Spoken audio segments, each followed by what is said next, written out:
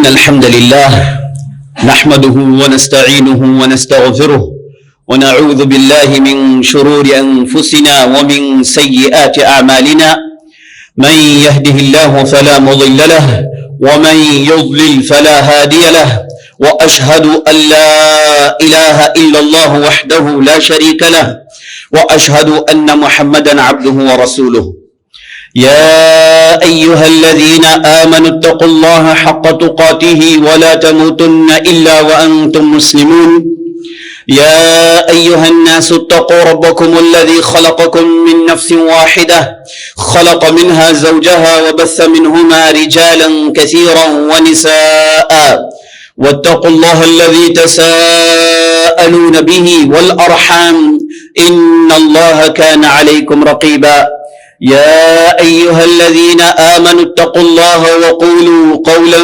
سديدا يصلح لكم أعمالكم ويغفر لكم ذنوبكم ومن يطع الله ورسوله فقد فاز فوزا عظيما أما بعد فإن خير الحديث كتاب الله وخير الهدي هدي محمد صلى الله عليه وسلم وشر الأمور محدثاتها وكل محدثة بدعة وكل بدعة ضلالة وفي رواية وكل ضلالة في النار فأعوذ بالله السميع العليم من الشيطان الرجيم قل إن كنتم تحبون الله فاتبعوني يحببكم الله ويغفر لكم ذنوبكم والله غفور رحيم وقال عليه الصلاة والسلام لا يؤمن أحدكم حتى أكون أحب إليه من والده وولده والناس أجمعين صدق الله ورسوله صلی اللہ علیہ وسلم۔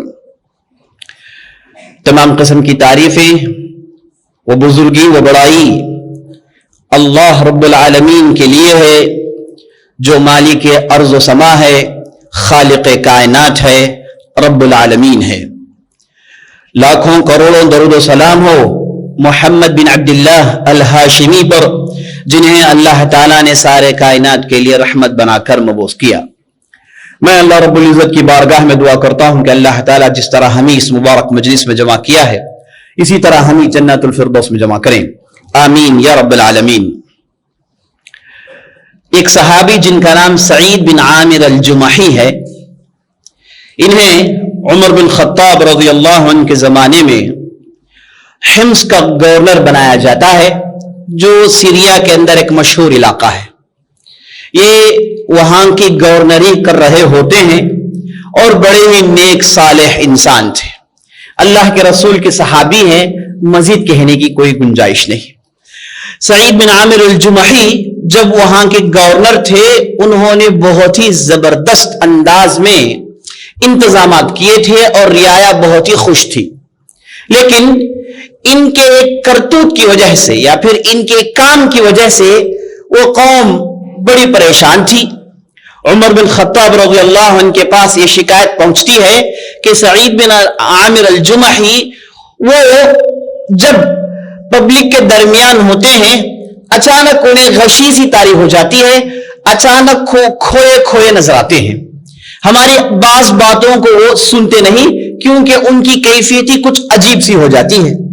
تو یہ شکایتیں بار بار عمر بن خطاب رضی اللہ عنہ کے پاس آئی تو عمر بن خطاب نے سعید بن عامر الجمحی سے کہا کہ آپ آؤ مدینے میں آ کر رپورٹ کرو۔ تو سعید بن عامر الجمحی مدینہ پہنچتے ہیں اور عمر بن خطاب کہتے ہیں کہ تمہارے تعلق سے یہ شکایت آئی ہے کہ تم دن دہاڑے لوگوں کے درمیان جب ہوتے ہو اچانک تم پر ایک غشی سی طاری ہو جاتی ہے اور اچانک تم کھوئے کھوئے ہو جاتے ہو، آخر ماجرا کیا ہے؟ اور تم نے لوگوں کو بتایا نہیں اور تمہاری پبلک اسے لے کر کافی پریشان ہے۔ تو سعید بن عامر الجمحی کہتے ہیں، ایسا جواب دیتے ہیں جسے سن کر لوگوں کے ہوش ختم ہو گئے، اوسان خطا ہو گئے۔ انہوں نے کہا کہ اصل میں میرے ساتھ ایک ایسا ماجرا پیش آیا جس کی بنیاد پر جب بھی میں اس واقعے کو یاد کرتا ہوں تو میرے اندر ایک عجیب کیفیت پیدا ہو جاتی ہے اور میں میرے سامنے والی دنیا کو بھلا دیتا ہوں۔ عمر بن خطاب نے پوچھا کہ کیا معاملہ ہے، بتاؤ۔ کہتے ہیں کہ جب مکے کا زمانہ تھا مشرکین امنڈ آ رہے تھے، انہوں نے اپنے مصائب و آلام کے پہاڑ مسلمانوں پر توڑنے کا جو سلسلہ تھا وہ جاری تھا۔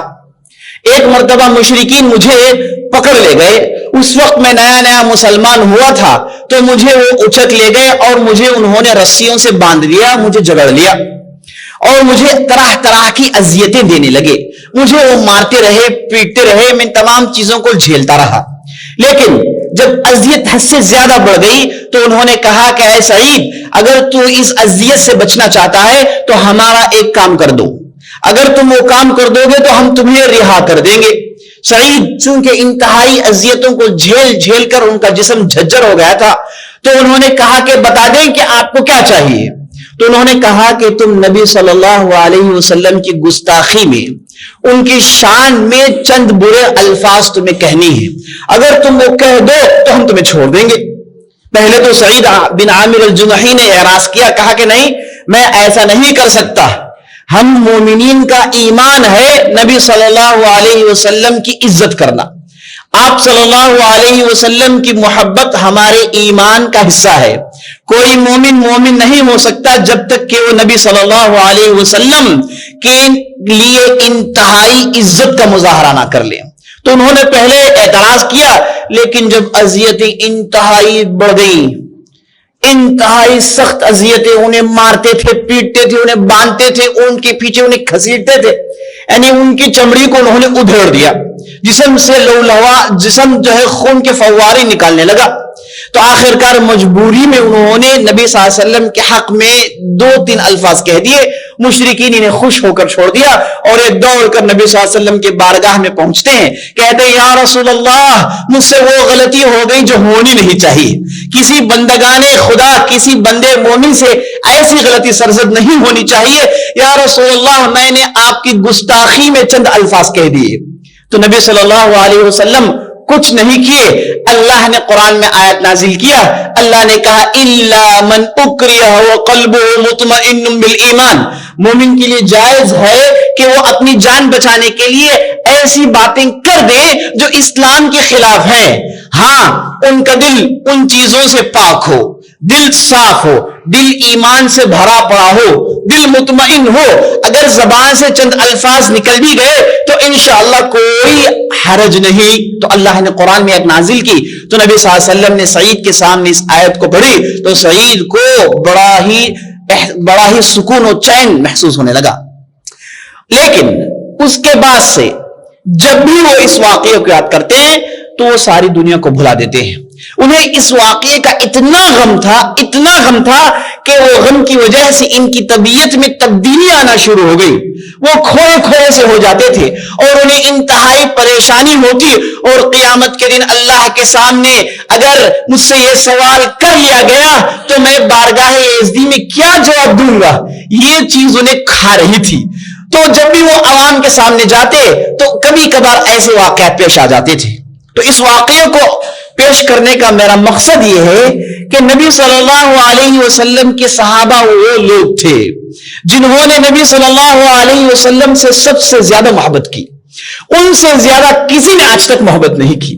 آپ صلی اللہ علیہ وسلم کے تعلق سے سہیل بن عمر ایک مشرک تھا، وہ بعد میں آگے چل کے مسلمان ہوتے، آخری زمانے میں جب یہ شرک کا ان کا زمانہ تھا تو انہوں نے ایک مرتبہ مشرکین کے درمیان ٹھہر کر تقریر کی اور بتایا کہ صحابہ کی کیسی محبت ہے نبی صلی اللہ علیہ وسلم کو لے کر۔ کہتے ہیں کہ یہ تو ایسے لوگ ہیں، ان کا نبی اگر وضو کرے تو یہ پانی اٹھاتے ہیں اپنے جسم میں ڈال لیتے ہیں، اگر وہ تھوکے تو ان کے ہتھیلیوں میں وہ تھوک گرتا ہے اور وہ اپنے چہرے اور جسم میں مل لیتے ہیں۔ ان کی ایسی محبت ہے، محبت کی وجہ سے نبی صلی اللہ علیہ وسلم کے آنکھوں میں آنکھ کبھی نہیں ڈالتے۔ عمر بن عاص ایک زبردست صحابی ہیں، وہ کہتے ہیں کہ میں نبی صلی اللہ علیہ وسلم کے بارے میں اگر مجھ سے پوچھے کہ وہ کیسے تھے، ان کی کیا صفت تھی، ان کا شکل اور ان کی صورت کیسی تھی، تو میں بیان نہیں کر سکتا، وہ اس لیے کیونکہ مجھے روب کی وجہ سے، آپ صلی اللہ علیہ وسلم کی محبت کی وجہ سے میں نے کبھی بھی آنکھ بھر کر انہیں نہیں دیکھا، میں نے کبھی بھی آنکھ بھر کر انہیں نہیں دیکھا، اس لیے میں ان کی کیفیت بیان نہیں کر سکتا۔ صحابہ کی یہ محبت تھی، آپ صلی اللہ علیہ وسلم کے صحابہ سے بڑھ کر دنیا میں کوئی بھی آدمی نبی صلی اللہ علیہ وسلم سے محبت نہیں کر سکتا۔ اگر کسی نے دعویٰ کیا تو اس سے غلطی ہوئی، اس نے یا پھر اگر نیت خراب ہو تو اس نے جھوٹ کہا ہے۔ کوئی بھی نبی صلی اللہ علیہ وسلم کے صحابہ سے زیادہ نبی صلی اللہ علیہ وسلم سے محبت نہیں کر سکتا. اور آپ صلی اللہ علیہ وسلم جانتے تھے کہ صحابہ کیسی محبت کرتے تھے نبی صلی اللہ علیہ وسلم کو لے کر. اور آپ صلی اللہ علیہ وسلم نے وقتاً فوقتاً ضرورت کے تحت صحابہ کو گائیڈ کیا, کہا کہ تمہاری محبت ایسی نہیں ہونی چاہیے, تم میرے تعلق سے ایسا نہیں کرنا چاہیے. یہ قبیلہ آیا یمن سے جس کا نام تھا بنو عبد قیس. یہ قبیلہ نبی صلی اللہ علیہ وسلم کی بارگاہ میں پہنچتا ہے, چونکہ مدینے کے آخری زمانے میں آیا تھا اور انہوں نے نبی صلی اللہ علیہ وسلم کی کارنامے, آپ صلی اللہ علیہ وسلم کے اخلاق, آپ صلی اللہ علیہ وسلم کا روب, آپ صلی اللہ علیہ وسلم کا دبدبہ, ان چیزوں کو انہوں نے سنا تھا. تو جیسے ہی نبی صلی اللہ علیہ وسلم کو انہوں نے دیکھا تو لپک کر آپ صلی اللہ علیہ وسلم کے پیروں کو انہوں نے چوم لیا. لپک کر آپ صلی اللہ علیہ وسلم کے پیروں کو انہوں نے چوم لیا. لیکن آپ صلی اللہ علیہ وسلم کے اخلاق تھے کہ آپ صلی اللہ علیہ وسلم نے فوراً نہیں روکا. جب ان سے گفتگو ہو گئی, ان کے مسائل کو بیان کر دیا گیا, ان کے سوالات کے جوابات دے دیے گئے, تو پھر نبی صلی اللہ علیہ وسلم نے کہا کہ اس طریقے سے پیر میرے چومنا ٹھیک نہیں ہے. دیکھیں صلی اللہ علیہ وسلم, قربان جائیں ایسے رسول اور ایسے نبی پر کہ وہ محبت کے حدود متعین کر رہے ہیں. آپ مجھ سے محبت کریں, ضرور کریں. اور آپ صلی اللہ علیہ وسلم نے ایک حدیث میں یہ بھی کہہ دیا, لا یؤمن احدکم حتی اکون احب الیہ من والدہ وولدہ والناس اجمعین. تم میں سے کوئی آدمی مومن ہو نہیں سکتا جب تک کہ میں اس کے نظر میں سب سے زیادہ محبوب ترین نہیں بن جاؤں, میں اس کے نظر میں اس کے بچے سے زیادہ محبوب تر نہیں بن جاؤں, میں اس کے نظر میں اس کے خاندان والے, اس کے اہل و عیال, اس کی بیویاں, اس کے بچے, ان کے والدین, سب سے زیادہ میں اس کی نظر میں محبوب تر نہیں ہو جاتا. تو یاد رکھ لیں وہ آدمی مومن نہیں ہو سکتا. تو ایمان کا بہت بڑا مظاہرہ, ایمان کی بہت بڑی نشانی یہ ہے کہ ہم نبی صلی اللہ علیہ وسلم کو دنیا کی تمام چیزوں پر اوپر رکھتے ہیں, سب سے زیادہ محبت کرتے ہیں. یہ ہماری ایمان کی نشانی ہے. ایک مرتبہ نبی صلی اللہ علیہ وسلم نے جب حدیث کہی تو عمر بن خطاب نے اس حدیث کو سن کر کہا, یا رسول اللہ, میں آپ کو سب سے زیادہ چاہتا ہوں, لیکن میں اپنے آپ کو آپ سے زیادہ چاہتا ہوں. تو نبی صلی اللہ علیہ وسلم نے کہا کہ نہیں, تمہارا ایمان مکمل نہیں ہوا. تو عمر بن خطاب تھوڑی دیر کے لیے سوچنے میں لگ جاتے ہیں اور پھر کہتے ہیں کہ ہاں رسول اللہ, اب میں آپ کو مجھ سے زیادہ چاہتا ہوں. تو نبی صلی اللہ علیہ وسلم نے کہا کہ اب تیرا ایمان مکمل ہوا ہے. تو نبی صلی اللہ علیہ وسلم پر محبت وہ ایمان کی تکمیل کی نشانی ہے, ایمان کی تکمیل کی نشانی ہے. تو نبی صلی اللہ علیہ وسلم نے صحابہ کو بتایا کہ محبت کیسی ہونی چاہیے, محبت تم مجھ سے کیسے کرو. تو ان قبیلے والوں سے کہا کہ دیکھو یہ طریقہ نہیں ہے, ہاں تم مجھ سے محبت کرتے ہو, محبت کے حدود ہیں, یہ ہمارا طریقہ نہیں ہے. یہ اجمیوں کا طریقہ ہے کہ وہ ان کے بڑوں کے پیروں کو چومتے ہیں, ہے نا, قدم پوشی کرتے ہیں. میرے سامنے میں کسی کو جھکانا نہیں پسند کرتا, میرے سامنے کوئی جھکے میں اسے پسند نہیں کر سکتا. جبکہ نبی صلی اللہ علیہ وسلم کون ہے؟ پورے جزیرت العرب کے بادشاہ ہیں, بادشاہ ہے, بادشاہ سے ایک درجے آگے رسول ہے. ان کے اشارے پر بڑے بڑے قبائل کو موت کے گھاٹ اتار دیا جاتا ہے, ان کے اشارے پر صحابہ موت پر کھیلنے کے لیے تیار ہو جاتے ہیں. یہ ہے محمد رسول اللہ صلی اللہ علیہ وسلم, اور صحابہ کی ان کی محبت کی نشانیاں ہیں. ایک مرتبہ جب نبی صلی اللہ علیہ وسلم مدینے میں آئے تو آپ صلی اللہ علیہ وسلم نے دیکھا کہ مدینے کی چھوٹی چھوٹی بچیاں آپ صلی اللہ علیہ وسلم کی تعریف میں ترانہ گا رہی ہیں. کوئی کچھ کہہ رہی ہے, کوئی کچھ کہہ رہی ہے. ایک بچی نے یہ کہہ دیا کہ ہمارے درمیان ایسا رسول آیا ہے, اسے کل کی خبر ہے, کل جو ہوگا وہ جانتا ہے. حالانکہ بات میں کوئی غلطی نہیں تھی, کیونکہ آپ صلی اللہ علیہ وسلم کو وحی کے ذریعے سے آنے والے ایام کی خبر سنائی گئی اور اس کا علم آپ صلی اللہ علیہ وسلم کو دیا گیا. قیامت کی نشانیوں کے تعلق سے آپ صلی اللہ علیہ وسلم کو علم دیا گیا. آنے والے جو بھی ایام, جو بھی تبدیلیاں ہیں, ان تمام چیزوں کے تعلق سے نبی صلی اللہ علیہ وسلم کو علم دیا گیا تھا, اور آپ صلی اللہ علیہ وسلم اس علم کی بنیاد پر لوگوں تک یہ باتیں پہنچاتے تھے. تو اس بچی نے اسی بات کو کہا, لیکن یہاں پر غلو کا بو آ رہا تھا, یہاں پر غلو کی باس آ رہی تھی کہ کہیں ایسا نہ ہو جائے لوگ مجھے اللہ جیسے نہ سمجھ لیں جو علم غیب جانتا ہے, جو کل ہونے والا ہے یہ صرف اللہ ہی جانتا ہے, کہیں لوگ مجھے اس مرتبے کو نہ پہنچا دیں. فوراً اس چھوٹی بچی کو کہتے ہیں کہ یہ مت کہو, ہے نا, اس جملے کو تبدیل کرو, اس جملے کو چینج کرو, قربان جائیں اس رسول پر. اللہ اکبر. لوگوں کی محبت, ہاں محبت ہے, لیکن یاد رکھ لیں اس کے حدود ہیں. اور آپ صلی اللہ علیہ وسلم غلو کرنا انتہائی نفرت کی نظر سے دیکھتے تھے, اور صحابہ سے کہتے تھے لا تطرونی کما اطرت النصارى عیسی ابن مریم, اے لوگوں میرے حق میں غلو مت کرو. خاص طور پر آخری زمانے میں جو لوگ نئے نئے اسلام قبول کیے تھے, انہیں نبی صلی اللہ علیہ وسلم کو انہوں نے ان زمانوں میں نہیں دیکھا تھا جب مکے میں, بدر کے میدان میں, احد کے میدان میں, احزاب کی لڑائی میں آپ صلی اللہ علیہ وسلم کی کیا کیفیت تھی. انہوں نے آخری زمانے میں دیکھا تو نبی صلی اللہ علیہ وسلم کو لے کر طرح طرح کے ان کے اندر عقیدے پیدا ہو گئے. تو نبی صلی اللہ علیہ وسلم نے کہا کہ بھائی دیکھو, عیسیٰ کے حق میں جیسے عیسائیوں نے غلو کیا, عیسائیوں نے عیسیٰ کے حق میں غلو کیا, اتنا بڑھایا, اتنا چڑھایا, یہاں تک کہ اللہ کا بیٹا بنا دیا. اے لوگوں ہرگز میرے ساتھ ایسا نہ کرنا, میرے حق میں غلو نہ کرنا. ایک صحابی آئے آپ صلی اللہ علیہ وسلم کی مجلس میں, جیسے ہی آپ صلی اللہ علیہ وسلم کو انہوں نے دیکھا تو وہ لرزہ بر اندام ہو گئے, ان کا جسم تھرانے لگا, اتنا روب آپ صلی اللہ علیہ وسلم کا ہوا کرتا تھا. تو جب وہ آدمی کا جسم ہلنے لگا تو نبی صلی اللہ علیہ وسلم نے کہا کہ حین علیک, آدمی رک جا, کیا کر رہے ہو, کیا کر رہے ہو, میں اس عورت کا لڑکا ہوں. دیکھیے سبحان اللہ, نبی صلی اللہ علیہ وسلم کی یہ سادگی پر ہم تمام قربان جانا چاہیے. کہا کہ میں اس عورت کا لڑکا ہوں جو مکے کے اندر گوشت کو نمک میں ڈال کر سکا کر جب بھوک اسے آ لیتی ہے تو اسے چوسا کرتی تھی. یہ مکے والوں کا غذا ہوا کرتا تھا, جسے وہ لوگ قدید کہتے تھے. گوشت کو سکا کر نمک ڈال کر اسے رکھ دیتے تھے, اور جب انہیں بھوک لگے تو اسے اٹھا کر چوس لیتے تھے, کیونکہ کھا نہیں سکتے, اسے افورڈ نہیں کر سکتے, کیونکہ وہاں پر عام طور پر قحط سالی اور تکالیف کا زمانہ ہوا کرتا تھا. تو نبی صلی اللہ علیہ وسلم نے کہا کہ اے آدمی رک جا, میں اس عورت کا لڑکا ہوں جو مکے میں سکے ہوئے گوشت کو چوسا کرتی تھی. مانا یہ کہ میں بھی ایک انسان ہوں, مجھے دیکھ کر اس طریقے سے تمہیں تھرانا, اس طریقے سے ڈر کے مارے ہلنا, یہ کوئی ہمارا طریقہ نہیں ہے, ایسا کرنا جائز نہیں ہے. نبی صلی اللہ علیہ وسلم نے یہ نہیں کہا کہ چلو بھائی تم جیسے چاہے محبت کرو, جو چاہے میرے حق میں کہنا چاہتے ہو کہو, جیسے چاہے کرنا چاہتے کرو. نبی صلی اللہ علیہ وسلم نے اس کی اجازت نہیں دی.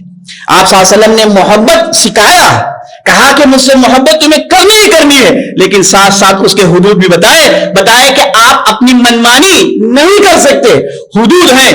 بعض صحابہ آئے اور آ کر نبی صلی اللہ علیہ وسلم سے بڑی بڑی چیزوں کو لے کر گفتگو کیا, بڑے سٹیٹس کے متعلق مسائل تھے. آپ صلی اللہ علیہ وسلم کی پوری باتیں سنی اور انہیں رائے مشورہ دیا. جب وہ لوگ اٹھ کر جا رہے تھے تو انہوں نے کہا ماشاء اللہ و شئت, کہا اللہ جو چاہتا ہے وہ ہوگا اور آپ جو چاہتے ہیں. الفاظ دیکھیں, انہوں نے کہا و شئت, اور آپ جو چاہتے ہیں.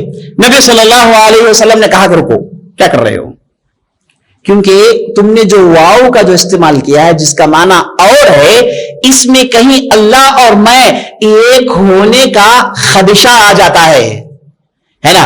اللہ اور میں دونوں ایک ہونے کا تصور اس کے اندر پیدا ہو جاتا ہے. جیسے آپ نے کہا محمد بھی آئے, خالد بھی آئے, تو محمد خالد واو کے استعمال کی وجہ سے ایک ہی مرتبے والے نظر آتے ہیں. تو نبی صلی اللہ علیہ وسلم نے کہا کہ نہیں, تم تمہارے جملے کو بدلو, کہو ما شاء اللہ ثم شئت, کہو کہ اللہ جو چاہتا ہے پھر آپ جو چاہتے ہیں. نبی صلی اللہ علیہ وسلم نے الفاظ میں درستگی کی, نبی صلی اللہ علیہ وسلم نے الفاظ میں چینجز کیے اور لوگوں سے کہا من کان حالفا فلیحلف باللہ, اگر تمہیں سے کوئی آدمی قسم اٹھانا چاہے اللہ کی اٹھائے. اشارہ یہ تھا کہ مجھ پر قسم اٹھانا جائز نہیں ہے, کسی دوسری مخلوق پر قسم اٹھانا جائز نہیں ہے. قسم اٹھانا ہے تو اللہ ہی کی قسم اٹھانی چاہیے. تو نبی صلی اللہ علیہ وسلم نے ہر قدم پر صحابہ کو گائیڈ کیا, تو اس لیے صحابہ اتنے راست باز ہو گئے اور اتنے معاملہ فہم ہو گئے اور دین کا اتنا فہم ان کے اندر آ گیا کہ ابوبکر صدیق رضی اللہ عنہ کو ہم دیکھتے ہیں جب آپ صلی اللہ علیہ وسلم کی وفات ہوئی تو اس وقت بڑے بڑے صحابہ کے پیر ہل گئے, ان کے دل ہل گئے, یہاں تک کہ عمر بن خطاب کا تو معاملہ یہ ہو گیا, انہوں نے کہا کہ اگر کوئی کہے گا کہ محمد کی وفات ہو گئی تو میں اس کے سر کو قلم کر دوں گا, میں اس کے سر کو مار کے گرا دوں گا. محمد تو اس چلے پر گئے ہیں جیسے موسیٰ کو اللہ نے بلایا تھا 40 دن کے چلے کے لیے, میں اس چلے کے لیے گئے ہیں نبی صلی اللہ علیہ وسلم. یہ میں سمجھتا ہوں اگر کسی نے کہا کہ محمد کی وفات ہو گئی تو میں اس کے سر کو مار دوں گا.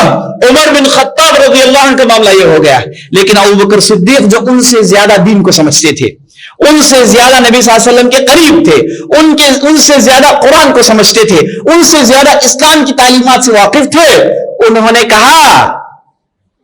کہا اور قرآن کی آیت پڑھی, کہا وما محمد الا رسول قد خلت من قبله الرسل افان مات او قتل انقلبتم على اعقابكم, جس میں اللہ نے کہا اے لوگو محمد تو اللہ کے رسول ہیں, محمد تو اللہ کے رسول ہیں, اگر وہ شہید کر دیے جائیں, اگر وہ مر جائیں, کیا تم لوگ اللہ کے دین کو چھوڑ دو گے؟ کیا تم اللہ کے دین کو چھوڑ کر اعراض کرو گے؟ تو ابوبکر صدیق نے, اگرچہ کہ آیت احد کے زمانے میں نازل ہوئی, لیکن ابوبکر صدیق رضی اللہ عنہ نے اس موقع پر اس آیت کو پڑھا اور اس کے بعد کہا کہ جو لوگ محمد کی عبادت کرتے تھے وہ جان لے کے وہ مر گئے ہیں, جان لے کے وہ اس دنیا کو چھوڑ کر چلے گئے ہیں, اور جو محمد کا رب ہے وہ باقی ہے, اور جو لوگ محمد کے رب کی بات کرتے تھے وہ باقی ہے, وہ کبھی بھی ختم ہونے والا نہیں ہے. تو یہاں پر ابوبکر صدیق جو نبی صلی اللہ علیہ وسلم پر سب سے پہلے ایمان لانے والے, نبی صلی اللہ علیہ وسلم کے تعلق سے سب سے زیادہ جاننے والے, نبی صلی اللہ علیہ وسلم کے ہر اشارے پر لبیک کہنے والے, انہوں نے نبی صلی اللہ علیہ وسلم کو ٹھیک سمجھا اور ساری دنیا کو بتایا کہ نبی صلی اللہ علیہ وسلم کی محبت اور اس کے حدود ایسے ہوتے ہیں. نبی صلی اللہ علیہ وسلم کے حق میں غلو کر کے انہیں ایسے مرتبے میں پہنچانا جسے نبی صلی اللہ علیہ وسلم خود پسند نہیں کرتے, یہ اسلام میں حرام ہے. اور آپ صلی اللہ علیہ وسلم نے ایک حدیث میں کہا اے لوگوں لا تجعلوا قبر عیدا, اے لوگوں میرے قبر کو عیدگاہ مت بناؤ. عیدگاہ میں لوگ جاتے ہیں, بار بار جاتے ہیں, بار بار جاتے ہیں, تو نبی صلی اللہ علیہ وسلم نے کہا کہ میرے قبر کو عیدگاہ مت بناؤ, یہاں کوئی جشن وشن کی جگہ نہیں ہے, میں اللہ کا بندہ ہوں, مجھے دفن کر دیا گیا ہے. ہاں میرے قبر پر پہنچو گے تو سلام بھیجو گے, یہ سنت کا طریقہ ہے, لیکن میری قبر کے پاس آنا, التجاءات کرنا, منتیں منادے مانگنا, اللہ اکبر. نبی صلی اللہ علیہ وسلم کی ایک ایسی حدیث کہ دنیا کے جتنے بھی بڑے لوگ گئے ان کے پیچھے لوگوں نے ان کے حق میں غلو کیا سوائے محمد صلی اللہ علیہ وسلم کے. آپ صلی اللہ علیہ وسلم کے قبر کے پاس کسی کی مجال ہے کہ ہاتھ اٹھائیں؟ اب سے نہیں, کبھی تاریخیں بتاتی ہے کہ کسی کا وہاں پر یہ نہیں چلتا کہ وہ ہاتھ اٹھائے اور نبی صلی اللہ علیہ وسلم سے مانگے. یہ آپ صلی اللہ علیہ وسلم کی دعا تھی. اور ایک حدیث میں آپ صلی اللہ علیہ وسلم نے کہا لوگوں لا تجعلوا قبری وثنا يعبد, کہا کہ لوگوں میرے قبر کو کوئی بت مت بنا لو جس کی عبادت کی جاتی ہے. میرے قبر میں پہنچ کے وہاں پر عبادت کرنا یہ میں جائز نہیں سمجھتا, اسے نہیں کرنا چاہیے. کتنے ہی ایسے واقعات ہیں سیرت کے اندر آپ دیکھیں گے جہاں نبی صلی اللہ علیہ وسلم نے صحابہ کی حرکتوں کو درست کیا, کہا کہ یہ محبت مقبول ہے اور یہ محبت مقبول نہیں. لیکن آج ہمارے معاشرے میں بعض لوگوں نے نبی صلی اللہ علیہ وسلم کی محبت کو غلو کرنا سمجھ لیا ہے, یعنی ان کے پاس تو صرف وہ محبت مقبول ہے جس میں لوگ غلو کرتے ہیں. اگر جب تک غلو نہیں کیا جائے وہ اسے محبت کو مانتے ہی نہیں, کہتے ہیں کہ کیسی محبت ہے. محبت تو ایسی ہونی چاہیے, وہ کہتے ہیں محبت تو ایسی ہونی چاہیے جو عشق کے درجے کو پہنچ جائے. نعوذ باللہ, عشق کا لفظ یہ نبی صلی اللہ علیہ وسلم کے ساتھ استعمال کرنا ایک گستاخی سے کم نہیں ہے. یہ عشق کا لفظ کہیں پر بھی اللہ اور اللہ کے رسول نے نبی صلی اللہ علیہ وسلم کے حق میں استعمال نہیں کیا. تو یہ کہتے ہیں کہ نبی صلی اللہ علیہ وسلم کے حق میں عشق کریں, تمام حدود کو پار کریں, اور نبی صلی اللہ علیہ وسلم کو اتنا بڑھائیں, اتنا چڑھائیں, ان کے ہاں غلو کریں, اور ایسے ایسے قصیدے پڑھیں جس میں سیدھے سیدھے نبی صلی اللہ علیہ وسلم کو تو خدا بنایا جاتا ہے. اور بعض ظالموں نے تو سیدھا سیدھا کہہ دیا احد اور احمد میں فرق صرف میم کا ہے, احد اور احمد میں فرق صرف میم کا ہے, ورنہ دونوں ایک ہے. نعوذ باللہ. اور بعضوں نے یہ بھی کہہ دیا کہ جب نبی صلی اللہ علیہ وسلم معراج کو پہنچے تو وہاں پر جب اللہ سے گفتگو ہوئی, وہاں پر اللہ نے قرآن کی آیتیں نازل کی, نبی صلی اللہ علیہ وسلم کو تحفے تحائف دیے, کہا کہ وہاں پر جب پردہ ہٹا تو وہاں پر آئینہ تھا, وہاں پر خود نبی صلی اللہ علیہ وسلم نے اپنے آپ کو دیکھا. ہے نا, کیسی کیسی باتیں کہی جاتی ہیں, سنی جاتی ہیں. اور میلاد النبی کے جشن تو آپ ان ایام میں تو دیکھ رہے ہیں, اور ان مجالس میں کیسی کیسی باتیں ہوتی ہیں. وہ تمام باتیں ہوتی ہے جنہیں انہیں اللہ کی قسم نبی صلی اللہ علیہ وسلم زندہ ہوتے کبھی پسند نہیں کرتے. نبی صلی اللہ علیہ وسلم زندہ ہوتے ان لوگوں کے منہوں کو بند کرتے, اور نبی صلی اللہ علیہ وسلم زندہ ہوتے کہتے کہ یہ سب تم جو کر رہے ہو یہ میرا طریقہ نہیں. نبی صلی اللہ علیہ وسلم کے حق میں غلو کرنا ہی انہوں نے محبت سمجھ لیا ہے. محبت کے حدود جو نبی صلی اللہ علیہ وسلم نے بتائے ہیں ان حدود کو انہوں نے بھلا دیا. جب تک آدمی غلو نہیں کرتا, نبی صلی اللہ علیہ وسلم کو یہ نہیں کہتا کہ وہ علم غیب جانتے ہیں, یہ نہیں کہتا کہ انہیں موت نہیں آتی ہے, یہ نہیں کہتا کہ وہ حاضر و ناظر ہے, یہ نہیں کہتا کہ وہ مجالس میں آتے ہیں, جب مولود پڑھا جاتا ہے مجلس میں آتے ہیں. اگر کوئی آدمی سے ماننے سے انکار کرے کہتے ہیں کہ تو محبت ہی کرتا نہیں ہے, تو محبت سے باہر ہے. اور بعض لوگوں نے کہا کہ تو رسول کا گستاخ ہے, بعض لوگوں نے کہا کہ تو کافر ہے نعوذ باللہ. اور کافر کہنا ان کے لیے پانی سے آسان ہے پینے کے لیے. اللہ المستعان. یہ کبھی بھی نبی صلی اللہ علیہ وسلم نے اسے قبول نہیں کیا. اور یہ جو جشن منایا جاتا ہے میلاد النبی صلی اللہ علیہ وسلم کے جو ہے متعلق, اس کی آپ تاریخ پڑھیں گے, نبی صلی اللہ علیہ وسلم سے سب سے زیادہ محبت کرنے والے صحابہ انہوں نے کبھی بھی اسے نہیں منایا. اس کے بعد تابعین جنہوں نے صحابہ سے دین سیکھا انہوں نے کبھی نہیں منایا. اس کے بعد تبع تابعین کا زمانہ آیا جن میں محدثین فقہاء بڑے بڑے ائمہ تھے. اس میں امام ابو حنیفہ رحمۃ اللہ علیہ, اس میں امام مالک رحمۃ اللہ علیہ, اس میں امام الشافعی رحمۃ اللہ علیہ, اس میں امام احمد بن حنبل رحمۃ اللہ علیہ. بڑے بڑے فقہاء انہوں نے کبھی نہیں منایا. بڑے بڑے محدثین امام بخاری, امام نسائی, امام مسلم, امام ابن ماجہ, امام ترمذی, یہ نام گنتے جائیے, یہ سب دین کے ستون ہیں جن سے ساری دنیا میں دین پھیلا ہے. انہوں نے کبھی نہیں منایا. اچھا, تبع تابعین کے بعد کا زمانہ آیا, اس وقت بڑے بڑے علماء موجود تھے, انہوں نے کبھی نہیں منایا. آخر تک کب اسے منایا گیا؟ اس کی تاریخ کیا ہے؟ جب ہم کتابوں کے اوراق کو الٹتے ہیں تو ہمیں معلوم ہوتا ہے کہ اسے سب سے پہلے منانے والے ایک فرقہ جنہیں مصر کی حکومت مل گئی تھی, جنہیں فاطمیین کہا جاتا ہے. یہ مصر میں حکومت کر رہے تھے 350 ہجری کے بعد, اور ان کا عقیدہ اتنا بگڑا ہوا عقیدہ کہ امام غزالی کہتے ہیں اگر کوئی آدمی ان کے کفر میں شک کرے میں اس کے ایمان میں شک کرتا ہوں. امام غزالی نے کہا, جو حجت الاسلام بہت بڑے عالم گزرے ہیں, وہ کہتے ہیں اگر کوئی ان کے کفر میں شک کرتا ہے میں اس کے ایمان میں شک کرتا ہوں. ان کا کافر ہونا متفق علیہ ہے. تو وہ جو فاطمیین تھے ان کا ایک خلیفہ آیا جس کا نام تھا الحاکم باللہ, نعوذ باللہ. اس کی کرتوتیں ایسی کالی کہ بیان کریں تو وقت ضائع ہوگا. تو یہ جو ظالم تھا, یہ اس نے عیسائیوں کو دیکھا, اس نے اسلام کی تعلیمات کو خوب بدلا. اس نے اذان کو بدلا, اقامت کو بدلا, رکعتوں کو بدلا, قرآن کے بعض باتوں کو بدلا, ہے نا. اس نے جو ہے شراب کو حلال قرار دیا, نعوذ باللہ زنا جیسے گندے چیزوں کو اس نے عام کروا دیا. تو یہ ظالم اور اس کے ظلموں کی کوئی حد نہیں. تو اس نے جب عیسائیوں کو دیکھا کہ وہ کرسمس مناتے ہیں, عیسیٰ علیہ السلام کی پیدائش کو خوب اس میں جو ہے سیلیبریٹ کرتے ہیں, تو یہ صاحب نے کہا کہ ہم مسلمان کیوں نہ کریں, اور ایسا کام کرنا چاہتے تھے جس کا نام جو ہے وہ ہمیشہ یاد رکھے لوگوں. عام طور پر جو پولیٹیکل لوگ ہوتے ہیں وہ ایسے کام کرنا چاہتے ہیں تاکہ لوگ انہیں زیادہ دیر تک یاد رکھے. ایسی بہت ساری چیزیں ہندوستان میں بھی ہوں. تو یہاں پر یہ صاحب نے کہا کہ میں ایک ایسی چیز کو شروع کروں گا اور لوگ اسے یاد رکھیں گے اور ساتھ ساتھ میرا نام زندہ رہے گا. اور وہ صاحب نے کہا کہ جیسے عیسائی, چونکہ مصر کے اندر عیسائی تھے, جیسے عیسائی کرسمس مناتے ہیں ویسے ہم مسلمان بھی نبی صلی اللہ علیہ وسلم کے پیدائش کے دن کو منائیں, سیلیبریٹ کریں. تو اس زمانے میں اس چیز کا آغاز ہوا, اور اسی زمانے میں قبر پرستی کا آغاز ہوا. اسی زمانے میں جتنے بھی شرکی بدعتی چیزوں کو آج ہم ہمارے معاشرے میں دیکھتے ہیں لگ بھگ سب کچھ اسی زمانے میں شروع ہوئے تھے. تو یہ صاحب نے شروع کیا, اور کیسا آدمی شروع کر رہا ہے اور کن لوگوں کو دیکھ کر شروع کر رہا ہے. افسوس آج ہمارے مسلمان ان چیزوں کو سمجھنے سے قاصر ہیں. اب یہ صرف نبی صلی اللہ علیہ وسلم کی پیدائش کی بات ان کے ذہن میں ہے, اور ہر بات جس میں کہا جاتا ہے کہ بھائی یہ ٹھیک نہیں تو فوراً کہتے ہیں کہ آپ نبی صلی اللہ علیہ وسلم سے محبت نہیں کرتے, آپ نبی صلی اللہ علیہ وسلم کے ہاں گستاخ ہیں, آپ نبی صلی اللہ علیہ وسلم کے حقوق ادا نہیں کرتے. یاد رکھ لیجئے نبی صلی اللہ علیہ وسلم کی محبت سر آنکھوں پر, ان سے بہتر کوئی نہیں. لیکن کیا نبی صلی اللہ علیہ وسلم نے اسے شروع کیا؟ کیا صحابہ نے اسے کیا؟ کسی نے نہیں کیا. تو پھر یہ دین کا حصہ کیسے بن سکتا ہے؟ یہ دین کا حصہ کیسے بن سکتا ہے؟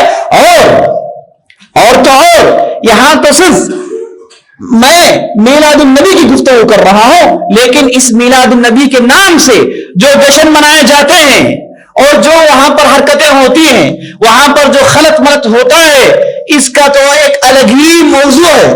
لیکن اتنا تو معلوم ہونا چاہیے کہ جب بھی سنت کو لوگ ترک کرتے ہیں وہاں پر بدعتیں پھیل جاتی ہیں، جب بدعتیں آ جاتی ہیں وہاں سے سنتیں نکل جاتی ہیں۔ تو ان جشنوں کو، ان مجالس کو دیکھتے ہی آدمی کہہ سکتا ہے کہ بھائی سنت سے اس کا کوئی لینا دینا نہیں، کوئی میل نہیں کھاتا، یہ بالکل ایک دوسرا ہی طریقہ ہے جسے لوگ کر رہے ہیں۔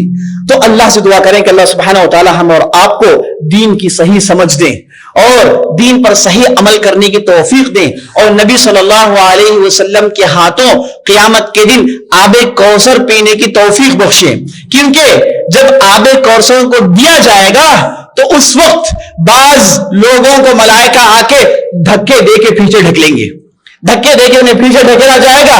نبی صلی اللہ علیہ وسلم پوچھیں گے کہ یہ لوگ تو میرے لوگ ہیں، یہ تو میری امتی ہیں، تو نبی صلی اللہ علیہ وسلم سے بتایا جائے گا لا انک لا تدری ما احدث بعدک، اے نبی صلی اللہ علیہ وسلم آپ کو نہیں معلوم آپ کے جانے کے بعد انہوں نے دین کے معاملات میں کیسی کیسی چیزوں کو شروع نہیں کیا، دین کے معاملات میں انہوں نے بہت ساری چیزوں کو آغاز کیا ہے، اس لیے یہ مستحق نہیں کہ آپ کے ہاتھوں سے آب زمزم پیے، انہیں ذرا بھی اس کا حق نہیں بنتا۔ تو جب نبی صلی اللہ علیہ وسلم ان کے تعلق سے یہ بات سنیں گے تو کہیں گے سحقا سحقا، تو پھر انہیں لے جاؤ، انہیں دور کرو، میں انہیں پسند نہیں کرتا۔ تو نبی صلی اللہ علیہ وسلم بھی ایسے لوگوں کو پسند نہیں کرتے۔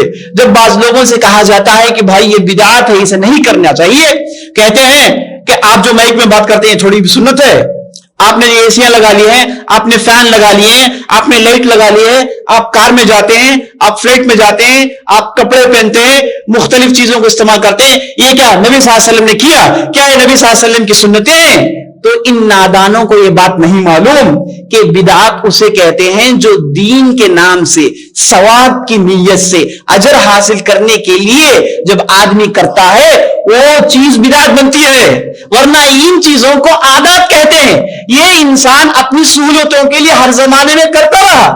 نبی صلی اللہ علیہ وسلم کے زمانے میں اگر کار ہوتے تو نبی صلی اللہ علیہ وسلم کار میں جاتے، جو ان زمانے میں جو سہولتیں تھیں نبی صلی اللہ علیہ وسلم نے سب کو استعمال کیا۔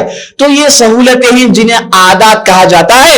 بدعت وہاں پیدا ہوتی ہے جہاں پر عبادت کا تصور ہے، لوگوں نے عبادت کی نیت سے اگر کسی چیز کو کیا اور ان چیزوں کو نبی صلی اللہ علیہ وسلم نے نہیں بتایا تو وہاں پر بدعت پہنچتی ہے۔ کیا ہم یہ کہتے ہیں کہ اس مائک میں بولنا ثواب ملے گا، فین کے نیچے بیٹھنا ثواب ملے گا، کار میں جائیں گے تو اجر ملے گا؟ کوئی عقل مند یہ بات نہیں کہتا، اس میں کوئی اجر نہیں تلاش کرتا، اس میں کوئی عبادت نہیں سمجھتا، بلکہ یہ لوگوں کی ضروریات ہے، یہ ان کی سہولیات ہیں جسے وہ کرتا ہے۔ تو بدعت پیدا ہوتی ہے عبادت کے اندر، کسی نے عبادت سمجھ کے ایسے کام کو کیا جسے نبی صلی اللہ علیہ وسلم نے نہیں کیا، وہاں پر اسے کہتے ہیں بدعت۔ اور نبی صلی اللہ علیہ وسلم نے بدعتوں کو بالکل پسند نہیں کیا۔ آپ صلی اللہ علیہ وسلم نے یہاں تک کہا لعن اللہ من آوى محدثا، نبی صلی اللہ علیہ وسلم نے کہا اس آدمی پر لعنت ہو جس نے ایک بدعتی کو اپنے گھر میں جگا دی، اس آدمی پر لعنت ہو جس نے ایک بدعتی کو اپنے گھر میں جگا دی۔ اور نبی صلی اللہ علیہ وسلم نے ایک دوسری حدیث میں کہا ایاکم ومحدثات الامور، اے لوگوں بچتے رہو، دین میں نئی نئی چیزیں میرے جانے کے بعد لوگ شروع کریں گے، ان چیزوں کے تعلق سے ڈرتے رہو، بچتے رہو۔ یہ چند باتیں تھی جو میں آپ کے سامنے عرض کرنا چاہتا تھا، اور میں اللہ سے دعا کرتا ہوں کہ اللہ سبحانہ و تعالی ہم اور آپ کو دین کے صحیح راستے پر رکھیں، سنت کی پیروی کرنے کی توفیق بخشیں، اور ہمیں بدعاتوں کے ان نرغوں سے بچائے۔ هذا بالله التوفيق وصلى الله على نبينا محمد وعلى آله وصحبه أجمعين۔